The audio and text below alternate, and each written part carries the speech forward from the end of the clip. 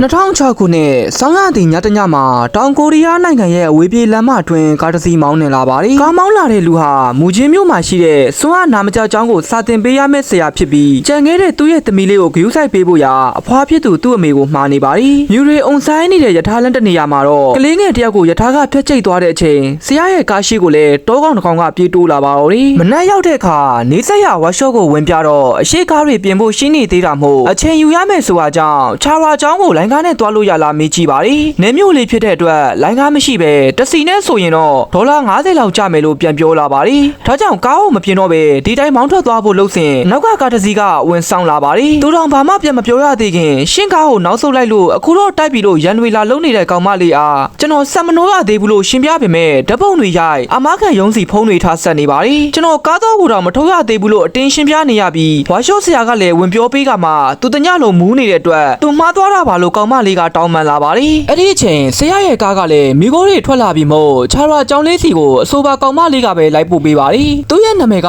ဆိုယိုချင်းလို့ခေါ်ပြီးမူချင်းလူမှုရေးစင်တာကဝန်ထမ်းဖြစ်တဲ့အကြောင်းညဟာကားမှန်ခွဲခန့်လိုက်ရတဲ့အကြောင်းတွေကိုစီကပတ်ကုံရှင်းပြနေရင်ချာရာကျောင်းလေးစီကိုရောက်လာခဲ့ပါတယ်။သူ့ရဲ့ business ကတ်လေးကိုထုတ်ပြပြီးကားအတွက်ရော်ကြီးကိုအမခံခါနဲ့တဆင့်ပို့ပေးမှာမို့ပြဿနာမရှာရန်ကြစ်ကန်ကန်ပြောကထွက်သွားပါတယ်။ဒီလိုနဲ့ဆရာကလည်းကျောင်းထဲကိုဝင်လာတော့ကလေးတွေကတာမန်ထပ်ဖို့ထူးဆန်းနေပြီးသူကနှုတ်ဆက်ပေမဲ့လည်းရှောင်ထွက်သွားကြပါတယ်။ကျောင်းဖြစ်သူစီသွားကကျွန်တော်နာမည်ကကင်အင်းဟိုလို့ခေါ်ပြီးပကြီးပညာကိုလာရောက်သင်ပေးတာပါလို့နှုတ်ဆက်ကစိုးမျိုးကပမောက္ခခင်လွှတ်လိုက်တဲ့အကြောင်းရှင်းပြပေးပါတယ်။ကျောင်းလီဆိုသူဟာဒီကျောင်းကဘလောက်ပျော်စရာကောင်းတဲ့အကြောင်းကလေးတွေကိုဂရုစိုက်ကြောင်းနဲ့ကိုရီဖွဲ့ညွှန်းဆိုနေစဉ်စီမံခန့်ခွဲရေးခေါင်းဆောင်ဆိုသူရောက်လာပါတယ်။တေချာကြီးလိုက်မိကမှအကြောင်းကြီးနဲ့ဆိုပါလူဟာလူချင်းခွဲလို့မရအောင်တူနေတဲ့အမွှာညီကိုတွေဖြစ်နေပါတော့တယ်။စီမံခန့်ခွဲရေးမှုကကျောင်းထဲကိုလိုက်ပြရင်လက်ငါးကျောင်းထောင်ပြလာတဲ့အတွက်ဟိုက်ဖိုက်လုပ်လိုက်ပါတယ်။ဒါကြောင့်မျက်နှာပြောင်းမနေပဲဒီကျောင်းရဲ့အစင်လာရဒီကျောင်းမှာလုံးဝင်ကျင်နေဆိုရင်တော့ကျောင်းရမုံငွေ1.5 သိန်းပေးရန်တောင်းလာပါတယ်။ပတ်စံမရှိလို့စိုးမျိုးကနေမူချင်းကိုဆင်းလာပြီးအလုပ်လုပ်ပါတယ်ဆို1.5 သိန်းဆိုတဲ့ပတ်စံအတွက်မိခင်ဖြစ်သူစီကိုအပူကက်ရပါတယ်။သမီးလေးကိုထိန်းပေးတာနဲ့တင်ကျေးဇူးတင်နေပေမဲ့ဖြစ်နိုင်ရင်5 သိန်းလောက်ချေးပါလို့အကူအညီတောင်းလိုက်ရပါတယ်။ပထမဆုံးစာတင်တဲ့နေ့မှာပန်းသီးပုံဆွဲခိုင်းတော့ကလေးတိုင်းကတိတ်ဆိတ်ငြိမ်သက်စွာဆွဲနေကြရင်ထူးထူးခြားခြားပါရမီပါနေတဲ့ကျောင်းသူလေးကိုလည်းသတိထားမိပါတယ်။ဘေးကကျောင်းသူဟာသူနမူနာပြထားတဲ့ပန်းသီးကိုယူစားနေရမို့ထပ်မံထူးဆန်းနေရပါတယ်။အော်လုံးမမဆုံးခင်ဒဏ်ရာဘလပွားနဲ့အခန်းထဲကိုဝင်လာတဲ့ကျောင်းသားလေးကြောင့်ဘာဖြစ်တာလဲမေးပေမဲ့ဘာအဖြေမှပြန်မရခဲ့ပါဘူး။အဆိုပါကျောင်းသားရဲ့နာမည်ကဂျွန်မန်ဆူလို့ခေါ်ပြီးသူ့ရဲ့ညီလေးဟာဟိုတနေ့ကမှရထားတိုက်ပြီးတိတ်ဆုံးခဲ့တဲ့အတွက်အဲ့ကလေးကိုလွတ်ထားပေးဖို့ရာဆရာပတ်ဆိုသူကပြောလာပါတယ်။သူဒီကျောင်းကိုရောက်တာ10နှစ်ကျော်ပြီဖြစ်ပေမဲ့အခုဒီကလေးတွေနဲ့မရင်းနှီးသေးပဲစွမ်းအားနာမကျတဲ့ကလေးတွေဟာရုပ်ပိုင်းဆိုင်ရာနဲ့မကစိတ်ပိုင်းဆိုင်ရာကလည်းအားနည်းနေတာမို့ခမရဲ့အမြင်မှာထူးဆန်းတယ်လို့ရှိနေရပါလို့ဖြောင်းပြလိုက်ပါတယ်။ဒါကြောင့်ကင်းဟိုလည်းအိမ်မပြန်သေးပဲကျောင်းသားမှတ်တမ်းတွေကိုထုတ်စစ်တဲ့အခါဂျွန်မန်ဆူဆိုတဲ့ကလေးကနာမကျစကားလည်းမပြောတတ်ဖခင်ကအိယာတဲကိုလဲနေပြီးမိခင်မရှိလို့ရေးသားထားပါတယ်။ပန်းသီးယူစားတဲ့ကောင်မလေးကတော့ဂျင်ယူရီလို့ခေါ်ပြီးသူလည်းစွမ်းအားနာမကျသလိုအလွန်အမင်းအစာစားခြင်းနေတဲ့ယောဂကိုခံစားနေရပါတယ်။ပကြီးတော်တဲ့ကောင်မလေးကတော့ခင်ယွန်းတူလို့ခေါ်ပြီးမိဘမဲ့လေးပါ။ဒီလိုကလေးတွေကကျောင်းအိမ်ကျောင်းစားနေကြသလိုဆင်းရဲကြတဲ့ဆိုတဲ့အချက်ကိုဖတ်နေစဉ်မိခင်စီကဖုံးဝင်လာပါတယ်။ဘန်းနာရင်ချက်ရှိတဲ့သမီးလေးအားတေချာဂယုစိုက်ဖို့စားကျင်တာကိုဝယ်ကျွေးဖို့ပြောနေတော့အတန်နဲ့ကြီးနဲ့អော်လိုက်တဲ့အတန်ကြောင့်အတန်လာရစီသွားကြည့်ရပါတယ်။မိန်းကလေးတန်းစင်ခန်းထဲကဖြစ်နေပြီးရုံရင်းဆန်ခတ်အတန်တွေအော်တန်တွေကြောင့်တကားကိုဆွဲဖွင့်ဖို့လုပ်ပေမဲ့ကျောင်းဆောင်ကြီးကလာတားပါတယ်။မတန်ဆွမ်းကလေးတွေဟာသူတို့ဖြတ်တန်းနေရတဲ့ဘဝကြောင့်စိတ်လိုလက်ရထထအော်တက်ကြတာကပုံမှန်ပဲမို့တိတ်အာရုံမထားပဲအိမ်ပြန်ဖို့ကိုသာဖိအားပေးခံလိုက်ရပါတော့တယ်။နောက်တနေ့ကျောင်းကြီးရဲ့ရုံခန်းထဲမှာတော့စုံတော့ချန်ဆိုတဲ့ရဲအားပတ်စံထပ်လိုက်ပေးနေပြီးကျောင်းသားတွေကပြဿနာရှာတာမို့ခေါင်းကိုက်နေရတယ်လို့ညှဉ်းညူနေပါတယ်။ကိုတာဝင်ကိုကြီးကိုလို့ကိုလို့ပြီးမျက်လုံးပိတ်ထားဖို့ကျောင်းကြီးကပြောနေစဉ်ပတ်စံတွေနဲ့ခင်းဟွာရောက်လာခဲ့ပါတယ်။ကျောင်းရမုံငွေဆိုတာကတရားမဝင်မဟုတ်ပဲရဲတယောက်ရှိနေတာကပိုကောင်းပါတယ်ဆိုတာကြောင့်စိတ်ထဲမနှမျိုးပေမဲ့1.5 သိန်းကိုချပေးလိုက်ပါတယ်။ဒါပေမဲ့စုံတော့ချန်ကတော့ခမရကစိုးရလာတာဆိုရင်ဒီမျိုးမှာတောင်းတောင်းဖြောင်းဖြောင်းကောင်မလေးတွေရှိတာမို့တရက်လောက်သွားတောက်ရအောင်လို့လော့ကွပြူနေပါတော့တယ်။တစ်ဖက်ကနားနေခမ်းမှာလဲဆရာဘက်ကမင်းစုကိုလူမဆန်စွာရိုက်နှက်နေပြီးအော်ဟစ်ဆဲဆိုနေပေမဲ့ဘသူကမှမတားကြပါဘူး။ဒါကြောင့်ခင်းဟိုကပဲလာတာတော့မနေ့ကအဆောင်ထဲကနေခိုးထွက်သွားတဲ့အတွက်ဆုံးမရတာပါလို့သာပေါ့ပေါ့တန်တန်ပြောသွားပါတယ်။ဒီလိုထူးဆန်းတဲ့ကျောင်းမှာကျောင်းသူတယောက်ကပဒင်းပေါက်ပေါ်တက်ထိုင်နေပြီးမို့အန်ဒီရရှိကြောင်ပြေးဆွဲရပါတယ်။ဒီကကလေးတွေဟာပုံမှန်ထက်ပိုကြောက်တက်နေသလိုဆရာတပည့်ဆက်ဆံရေးလည်းမရှိအကြီးအပြုံးလည်းမရှိတာကိုသတိထားမိလာပါတယ်။ဒါကြောင့်ပြန်ထွက်ဖို့လို့တော့အင်ကြီးစားကိုဆွဲထားတဲ့ယူရီလေးကသူ့နောက်ကိုလိုက်ခဲ့ဖို့ခေါ်ပါတယ်။မြေအောက်ထပ်တစ်ခုကိုညွှန်ပြနေရမို့အမြန်ဆင်းကြည့်တဲ့အခါယွန်းတူကိုအဝိရှော်စတဲ့ထက်အနိုင်ကျင့်နှိမ့်ဆက်နေတဲ့မျိုးသမီးကိုမြင်လိုက်ရပါတယ်။ခမရဘသူမို့လို့ကလေးကိုအနိုင်ကျင့်တာလဲမေးတော့ငါစီကန်ထိန်သိမ်းရေးမှုယွန်းကြအ အဲလိုပြန်ဖြေပါတယ်ဒီကလေးကစေကန်းဖောက်လို့အပြစ်ပေးတယ်ဆိုတာကြောင့်နောက်တစ်ခါဒီလိုလုပ်ရင်ရဲတိုင်ထောင်ချပြစ်မယ်လို့ချင်းချောက်ခဲ့ပြီးရွန်းလူလေးကိုစေယုံတင်လိုက်ပါတယ်မူချင်းမျိုးလေးမှာသူတရဲ့တူးတဲသောဆိုယူခြင်းကိုပါလှမ်းခေါ်ရင်ခြာဝါကျောင်းကပုံမှန်မဟုတ်ပဲဆရာတွေကကလေးတွေကိုညှဉ်းပန်းနှိပ်စက်နေတဲ့အကြောင်းပြောပြနေပါတော့တယ်နောက်တစ်နေ့ကျောင်းမှာတော့ကျောင်းဖြစ်သူကခေါ်တွေ့ရင်စေကန်းထင်းထင်းနဲ့ရွန်းကြအဲဟာတခါတလေစိတ်လိုက်မှန်ပါလှုပ်တတ်ပေမဲ့ကလေးတွေကိုတကယ်ချစ်တာမို့သူ့အစာငါတို့ကပဲတောင်းပန်ပါတယ်လို့စကားဆလာပါတယ်မတန်ဆွမ်းကလေးတွေကိုထိန်းရတာထင်သလောက်မလွယ်ပဲတခါတလေမှမှားမိတာရှိရင်ခွန့်လွတ်ပေးဖို့ဝိုင်းဖြောင်းပြကြပါတယ်ပုံဆွဲချိန်မှာဒီအတိုင်းထိုင်နေတဲ့ယူရီကိုသမီးတငယ်ချင်းရွန်းသူကနေမကောင်းတာမို့ဆရာနဲ့ပဲတူတူဆွဲရအောင်လို့လက်ဟန်ချေရန်နဲ့ပြောလိုက်ပါတယ်သမီးမှာဒဏ်ရာတွေအမာရွတ်တင်တဲ့ဆိုတာကြောင့်လှအောင်ဆွဲပေးပါမယ်ဆိုက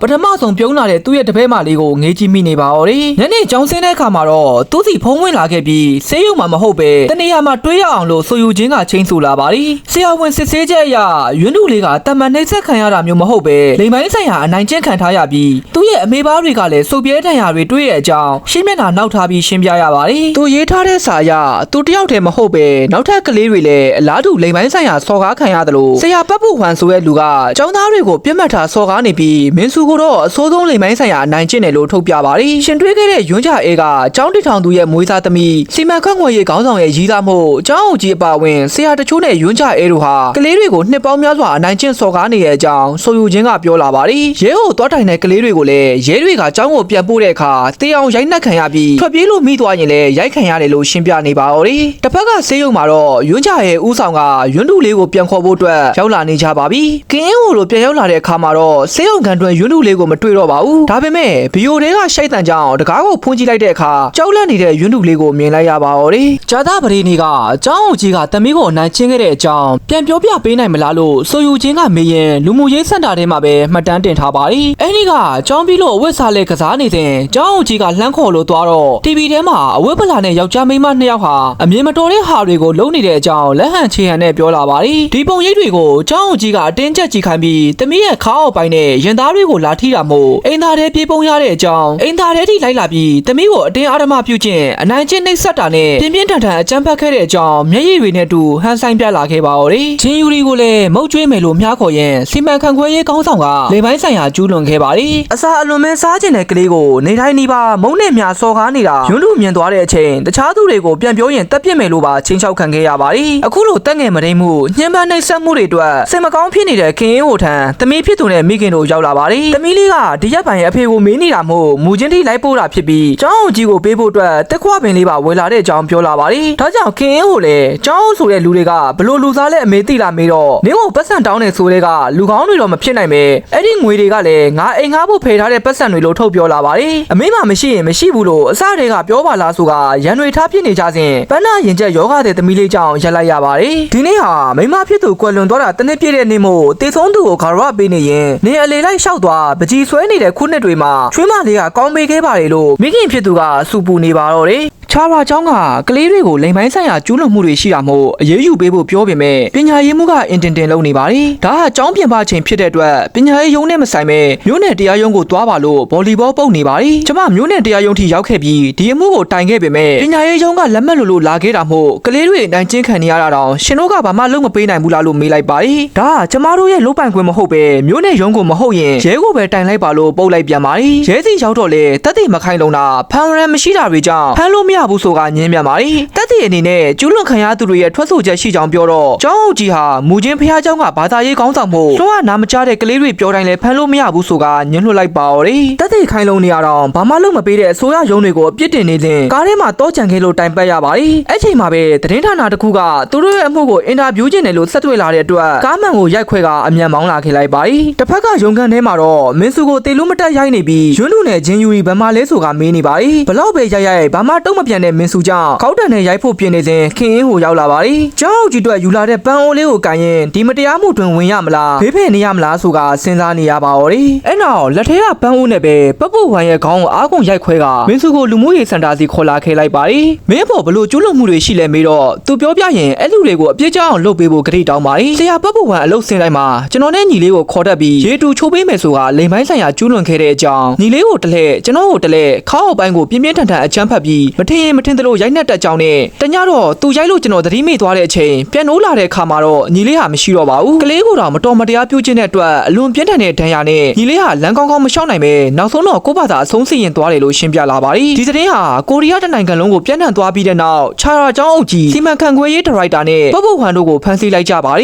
်လက်စားထားတဲ့ရဲတွေလည်းအခုတော့ဘာမှမတတ်နိုင်ပဲမီဒီယာ PR တွေနဲ့အထက်အမိန့်ရဖမ်းဆီးလိုက်ကြပြီးခင်ဗျားတို့ပြစ်မှုဟာထင်ရှားနေတဲ့အတွက်တရားသူကြီးနဲ့ရှင်းနေတွေကိုငွေဖော်ဖော်တီးတီးပေးပြီးပြည်ထန်ရှော့ဘော့အောင်လုပ်ရန်ဆွန်တော့ချန်ကပြောပြပေးပါတယ်ဒါပေမဲ့မျိုးသူမျိုးသားတချို့နဲ့ဖះเจ้าကဘာသာရေးအသင်းဝင်တွေဟာလီကန်ဘူးလီကန်ဆူဆိုတဲ့သူတို့ရဲ့ဘာသာရေးခေါင်းဆောင်တွေကအခုလိုလုံးရက်မျိုးကိုလုံးမှာမဟုတ်ပဲချက်ချင်းပြန်လွှတ်ပေးရန်ဆန္ဒပြတောင်းဆိုနေကြပါတယ်တရားခံရှင်းတွေကရောင်ဦးစစ်လို့ခေါ်ပြီးအငိမ့်သားတရားသူကြီးဖြစ်ခဲ့ပေမဲ့ကိုပိုင်ရှင်းနေလုပ်ငန်းကိုဒီအမှုမှာစားထောင်မဲ့အတွက်ပထမဆုံးပုဂ္ဂလိကရှင်းနေဖြစ်ဒီအမှုကိုဂိုင်းတွင်မှာပါဒါကြောင့်သူတို့အသားရဖို့အခွင့်အရေးရှိကြောင်းပြောနေစဉ်လီကန်ဘူးထွက်လာပါတယ်ကျွန်တော်ဟာကလေးတွေကိုအင်မတန်ဂယုစိုက်ခဲ့တယ်လို့ခြာရာကျောင်းထွက်တဘွားလုံးရင်းနှီးခဲ့ပြီးအခုကလေး၃ယောက်ကိုတိတောင်မသိဘူးလို့ညင်းဆိုလာပါတယ်တရားခွင်ထဲမှာစွမ်းအားနာမကျတဲ့လူတွေပါဝင်နေတဲ့အတွက်လက်ဟန်ချီဟန်ပြဘာသာပြန်တယောက်ကိုထားပေးဖို့ရာဆိုယူချင်းကတောင်းဆိုပေမဲ့တရားခွင်စုပူမှုနဲ့အပြင်ကိုဆွဲထုတ်သွားကြပါတော့တယ်ပထမဆုံးတရားခွင်ပြီးရတဲ့ကျောင်းလီကန်ဘူးရဲ့ဇနီးဖြစ်သူဟာကင်းဟိုကိုပါရိုက်ပြီးတတွေးနဲ့လာထွေးပါတယ်မြင့်မြတ်တဲ့ဘာသာရေးသမားကျောင်းကြီးကဘာလို့အဲ့လိုမျိုးလုပ်ရမှာလဲဆိုတာပြဿနာလားရှာနေတာမို့ဆိုယူချင်းနဲ့တပွဲတလန်းတွေထားချကုန်ပါတယ်ဒီအမှုဟာထင်ထားအထက်ပိုကြီးနိုင်ပြီးအမှုသာနိုင်ခဲ့မယ်ဆိုရင်တရားခံတွေဟာတသက်တကြွကြနိုင်ကြောင်းနဲ့ကျမတို့စူးစမ်းမှရမယ်လို့ရှင်းပြနေပါတယ်ငါလှုပ်ဖြုတ်ခံရပြီဆိုတဲ့ခင်ဟိုဟာဘာလို့လှုပ်ဖြုတ်ခံရလဲမေးတော့ဒီအမှုကြောင့်ရောပုပ်ပုပ်ဝံကိုပန်းအိုးနဲ့ရိုက်တာရောကြောင့်လို့ပြန်ဖြေပါတယ်ယောဂတဲ့သမီးလေးနဲ့အမေဖြစ်သူကိုလှုပ်ချွေးရတော့မယ့်ချိန်မှာကန်တရားကမျက်နှာသာမပေးကြောင်းညှဉ်းညူနေပါတော့တယ်နောက်တစ်ခေါက်ယုံချင်းမှာတော့ကျောင်းဆောင်ကြီးကိုသက်သေအဖြစ်ထွက်ဆိုစေပါတယ်လှုပ်သက်9နှစ်ရှိပြီဖြစ်တဲ့ကျောင်းဆောင်ကို9နှစ်အတွင်းကျောင်းအောင်ကြီးနဲ့ဆရာတွေဟာကလေးတွေကိုဆွဲခေါ်တာမတော်မတရားပြုကျင့်တာနဲ့ထူးဆန်းတဲ့အော်ဒန်တွေကိုမြင်ခဲ့ကြားခဲ့လားလို့မေးတော့ကျွန်တော်တခါမှမတွေးခဲ့ပါဘူးလို့ထွက်ဆိုလာပါတယ်ဒါကြောင့်တရားလိုရှင်းတွေကလည်းဒီကျောင်းကိုမလုပ်ခင်မူလတန်းကျောင်းတစ်ခုမှကျောင်းဆောင်လုပ်ခဲ့ပြီးကျောင်းပိုင်ပစ္စည်းတွေကိုခိုးရောင်းခဲ့လို့အလုံးလက်မဲ့ဖြစ်ခဲ့တယ်မလားမေးလိုက်ပါတယ်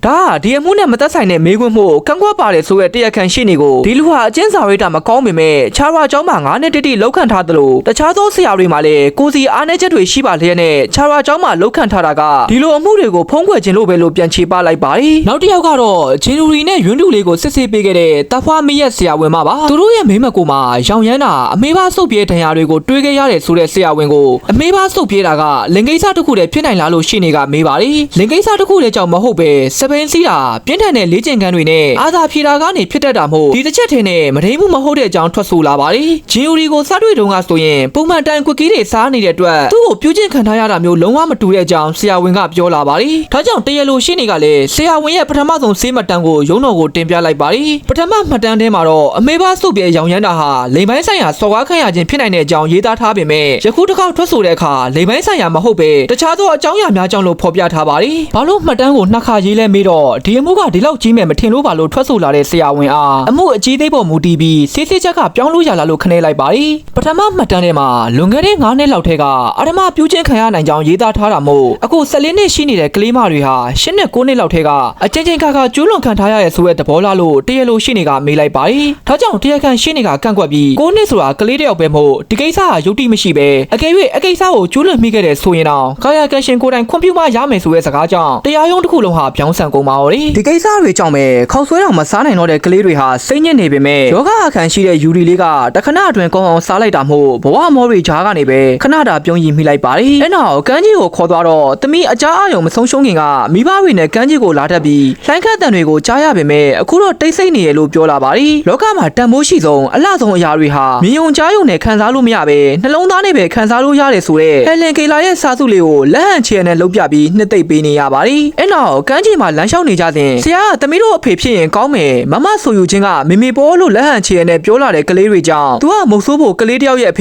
ေငါအပြိုပဲရှိသေးရဲ့ဆိုကဆိုယူချင်းကထအော်ပါတော့တယ်အဲ့နောက်ယုံချင်းမှာတော့ဂျင်ယူရီကိုယ်တိုင်တက်တည်ထွက်ဆိုမှာပါဒီကလေးကိုခမရတို့သိလားလို့တရားလိုရှင်းနေကမေးတော့သူ့ကိုနှစ်ခါသုံးခါလောက်ပဲမြင်ဘူးပြီးစိတ်သိမ့်မမှန်တဲ့ကလေးမို့တနာစရာကောင်းပါတယ်လို့ပြောလာပါတယ်ဒါကြောင့်ယူရီလေးအားဒီ3ယောက်ထဲမှာဘသူကသမီးကိုကျူးလွန်လဲမေးတော့3ယောက်စလုံးလို့ပြန်ဖြေပါတယ်3နှစ်ထဲကနေအခုထိအချိန်ပေါင်းများစွာလို့လက်ဟန်ချေဟန်ပြလာခဲ့ပါတယ်အစာစားခြင်းနဲ့ယောဂကြောင့်တနေ့ကို$ပေးမယ်ကွက်ကီးစားဆိုကလိန်ခေါ်ပြီးသမီးရဲ့လက်တွေခြေထောက်တွေကိုတိတ်နဲ့ချီနှောင်ရင်အတင်းအားဓမ္မပြုခြင်းပါတယ်ဆိုအားကြောင့်သူမလုပ်ခဲ့တဲ့အကြောင်းစီမံခန့်ခွဲရေးမှုကညင်းပါတော့တယ်အသက်73နှစ်ထက်ကလေးတွေအတွက်ယခုလိုကျူးလွန်မှုဆိုရင်တန်းငယ်မတိမ်မှုမမြောက်ပဲတာမန်မတိမ်မှုပဲမို့မိဘတွေကာယကံရှင်တွေကသာခြေအေးပေးမယ်ဆိုရင်အမှုဟာပြီးသွားနိုင်တဲ့အကြော တရားရုံးကထုတ်ပြန်လာပါတယ်။ပတ်စံရှိတဲ့ချာရာမီသားစုအနေနဲ့ကြောထောင်းနောက်ခံမရှိကြတဲ့ကလေးတွေကိုအလွယ်တကူကြေအေးနိုင်စွမ်းရှိကြပြီးမိဘမဲ့လေးရွန်းလူသားလျင်ကျမတို့နဲ့ဆက်လက်တိုက်ပွဲဝင်မှာလို့ဆိုယူချင်းကရှင်းပြနေပါတယ်။အဲဒီညမှာပဲကင်းဟိုထံဆရာဖြစ်သူပေါမောက်ခခင်ကဖုန်းဆက်လာပြီးမူချင်းကိုရောက်နေလို့လာတွေ့ရန်ခိုင်းပါတယ်။ဒါကြောင့်သွားတွေ့တော့ပေါမောက်ခခင်ပြင်တရားခံရှင်းနေရောင်းစစ်ပါရောက်နေပါတယ်။ဒီအမှုကြီးကမင်းထင်ထားတဲ့ပိုကြီးနေတယ်လို့မင်းဘွားအတွက်အနောက်ရှက်ဖြစ်နိုင်တာမို့စိုးမအကြောင်းတစ်ခုရှာတွေ့ပြီးပကြီးဆရာအနေနဲ့လုံးဝင်ပါလို့ကမ်းလှမ်းလာပါတယ်။ဒါအပြင်မင်းလူခဲ့တဲ့ရန်ပုံငွေတွေနဲ့ငွေသားတချို့ကိုပါချာရာကျောင်းကပြန်ပေးတဲ့အတွက်ဒီအမှုကိုရွန်းလူလေးစာချေးပေးဖို့တောင်းဆိုလာပါတယ်။ကလေးတွေကိုလူမဆန်စွာပြုကျင့်ပြီးကမှငွေနဲ့ဖိနေတဲ့ရှင်းတွေကိုခါခါတီတီညှင်းဆိုနေစဉ်တမီးဖြစ်သူပန်းနာရင်ကျက်ယောဂတဲ့လေးအတွက်ပါထဲ့တွေပေးဖို့ဖြောင်းဖြနေကြပါတယ်။ပြည့်ရွန်းနေတဲ့တရားဥပဒေတွေတရားခံမဒင်းကောင်တွေအားမတိမချင်းရိုက်သက်ချင်စိတ်တွေကိုကားမှန်မို့ကိုပဲပုံချကစိတ်ရှိလက်ရှိထိုးခွဲနေပါတော့တယ်။စိတ်မကောင်းစရာအနေနဲ့ယူရီလေးရဲ့မိဘတွေဟာငွေပေးချေမှုကိုလက်ခံလိုက်ပြီးအမှုကိုရုပ်သိမ်းလိုက်တဲ့အကြောင်းသိလိုက်ရပါတယ်။ဒီတစ်ခေါက်ရုံချင်းမှာတော့ရွန်းလူလေးကိုယ်တိုင်တက်တေထွက်ဆိုရမှာပါ။ဒါကြောင့်ဘာမှမကြောက်ဖို့ပြောနေစဉ်ကင်းဟိုရဲ့မိခင်ရောက်လာပါတယ်။ဒီလိုအရေးမပါတဲ့လုပ်တွေလုံးမနေပဲလုံးပြုတ်သွားရင်လည်းစိုးဖို့ပြန်လာဖို့နဲ့နင့်သမီးလေးရှိသေးရဲ့လို့အော်ဟစ်ချိန်မောင်းလာပါတယ်။လူတွေကအမှန်တရားကိုမသိလို့နှုတ်ဆိတ်နေတာမဟုတ်ပဲနင့်မိသားစုကိုချစ်သေးတယ်ဆိုရင်မှန်တိုင်းလည်းမပြောရဘူးလို့ဖိအားပေးနေတဲ့မိခင်ကဒီကလေးတွေနဲ့နင့်သမီးလေးဘသူ့ကိုရွေးမှလဲလို့မေးလာပါတယ်။ဒါကြောင့်ကင်းဟိုကလည်းကျွန်တော်သာဒီအမှုကိုမျက်နှာလွှဲခဲ့မိရင်ဖခင်ကောင်တယောက်ဖြစ်မလာနိုင်တော့ဘူးဆိုတာကြော်ခိုင်းလာခဲ့ပါတော့တယ်။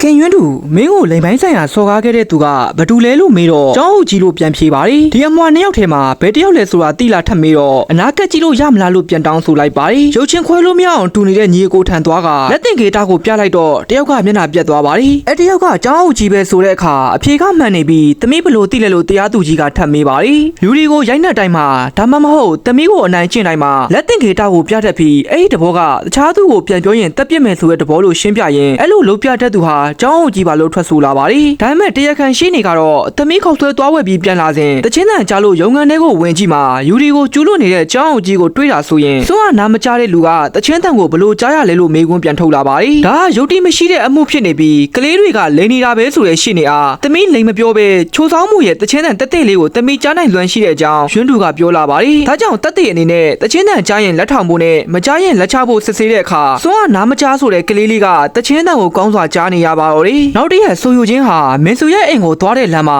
ရွန်းကြအဲနဲ့စုံနေပါတယ်လက်ထဲကစာအိတ်ကိုထုတ်ပြလာပြီးမင်းစုရဲ့အဖွားကအမှုကိုချေးပြီးပြီမို့ပြန်လိုက်ရန်ခနေလာပါတယ်ပညာမတက်ဆင်းရဲတဲ့မိသားစုအတွက်ပတ်စံလေးတပဲ6ပြားနဲ့ချေးအေးနိုင်ခဲ့ပြီးနင်တို့ဘလောက်ပဲကြိုးစားအောင်မြင်မှာမဟုတ်တဲ့အကြောင်းပြောသွားပါတယ်အဲ့ဒီညမှာပဲနောက်တစ်ခါရုံးချိန်မှာကျွန်တော်ထွက်ဆိုခြင်းပဲမဲ့တေချာမလုံးနိုင်မှာစိုးတဲ့အတွက်စာနဲ့ရေးထားတယ်လို့မင်းစုကလာပြပါတယ်ဒါပေမဲ့ခင်အင်းဟိုကတော့မင်းထွက်ဆိုခွင့်မရှိတော့ပဲမင်းရဲ့အဖွားကအမှုကိုချေးအေးလိုက်ပြီလို့ပြန်ရှင်းပြလိုက်ပါတယ်9နှစ်လုံးလိမ်ပိုင်းဆိုင်ရာကျူးလွန်ခဲ့တယ်လို့ညီလေးကိုလည်းတက်ခဲ့တဲ့လူတွေအတွက်တရားမျှတမှုရအောင်ယူပြီးအပြစ်ပေးရမှာလို့ရှိုက်ကြီးတငယ်ငိုပြီးပြောလာခဲ့ပါတယ်အခုဆိုရင်3ယောက်ထဲမှာ2ယောက်ကချေးပေးနေတဲ့အတွက်ရှေ့ဆက်ဖို့ကခက်ခဲလာခဲ့ပြီးတငယ်မရေမှုကနေတာမန်မရေမှုအဖြစ်လဲခေါင်းတင်တက်ခံနေရပါပြီ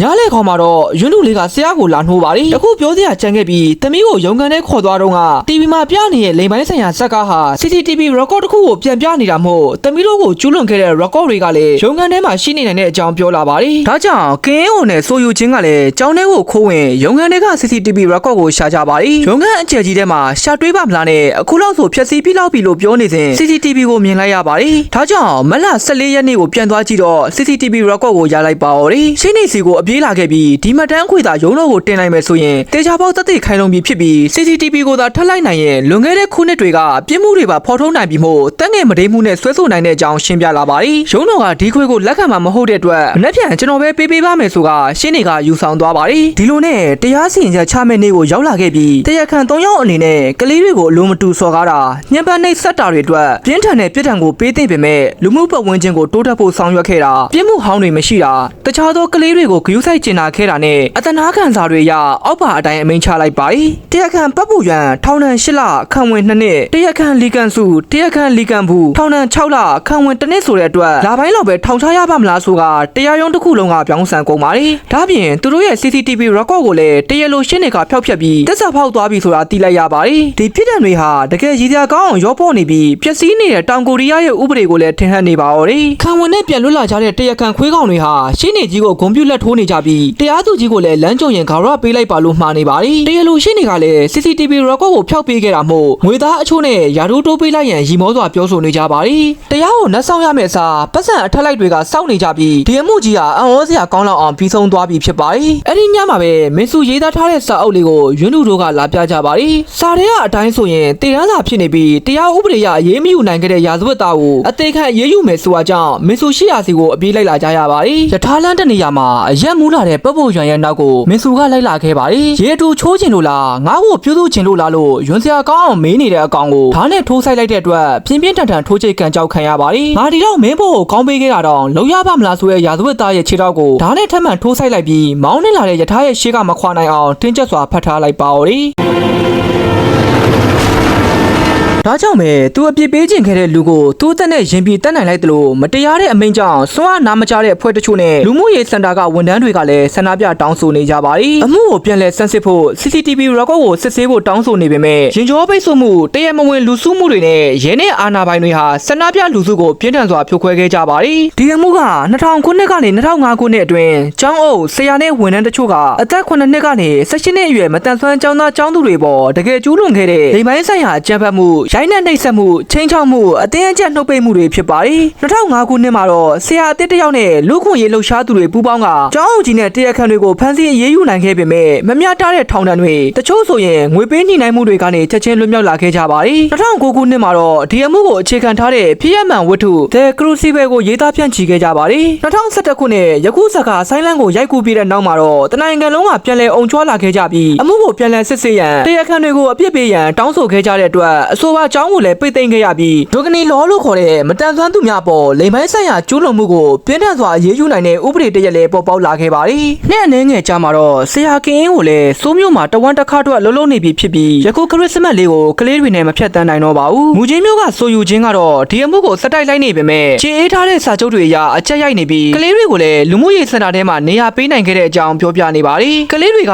အခုတော့ကောင်းမွန်စွာကြီးပြင်းလာတဲ့အတွက်ကျမတွေးမိတာကကျမတို့ကဘာကြီးကိုမပြောင်းလဲနိုင်ခဲ့ရင်တော့ကဘာကြီးကကျမတို့ကိုပြောင်းလဲဖို့လုပ်တဲ့အခါတိုက်ခိုက်တင်နေဆိုတာကိုပါပဲတချို့သောရာဇဝတ်ကောင်တွေဟာချောင်းမှာပုံမှန်တိုင်းလုံးပြန်လုံးနေတာကိုမြင်ရတာကအောက်နှလုံးနာပေမဲ့ကလေးတွေကိုဒီငရဲတွေကနေကယ်တင်နိုင်ခဲ့တာကဂုဏ်ယူဖို့ကောင်းပါတယ်လို့ကင်းဟိုကိုပြောပြနေပါတော့တယ်